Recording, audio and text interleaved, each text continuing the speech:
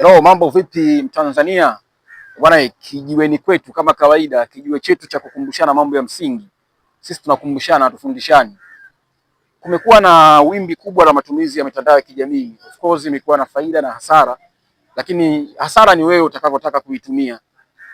Ukiamua uitumie kwa faida, ina faida kubwa sana. Watu wametumia mitandao hiyo wakiendelea kubrand business zao, biashara zao, wakiendelea kufanya marketing ya bidhaa zao, kujuana na watu, kubadilishana mawazo, kujifunza mbinu mbalimbali, ni kitu kizuri sana. Lakini kuna baadhi ya watu wanaitumia hii mitandao ya kijamii kama sehemu ya kupitisha chuki, ya kupitisha machambo, ghasia na vurugu. Hususan wale watu ambao wanakuwa wanagombana na mtu personal kabisa, pengine walipishana huko, anachukua nafasi hii ya kutumia mitandao ya kijamii hususan status. Anaandika vijembe status, uniwezi kwa chochote, sijui nini, wewe unifanyi hivi, sijui nini, kwanza sijui sura iko hivyo, yani issue kama hizo. Sasa kwa nini ufanye hivyo? Ikiwa kama wewe unajua ale kukosea, kwa nini usimfuate? Umwambie ese, Fatima ulinikosea, umfuate. Mwambie Hadija ulinikosea, umfuate. Mwambie Suleiman ulinikosea. Kwa nini uweke status? Kwa sababu unapoweka status inakuwa ni ya kwetu sote. Ukisema wewe sura yako kama kopo la chooni, manake hata akiview shangazi yako ni hiyo, inamfikia hivyo, ni ya kwake na yeye.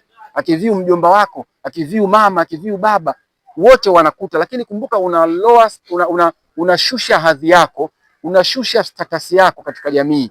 Watu wakiona unatumia mitandao ya kijamii katika misingi kama hiyo, heshima yako, thamani yako inaporomoka.